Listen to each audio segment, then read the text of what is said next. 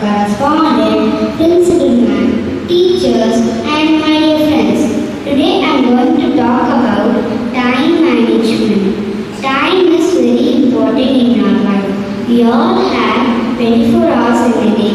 If we use it properly, we can do anything. We should wake up early, go to school on time, do homework on time, and also play at the right time.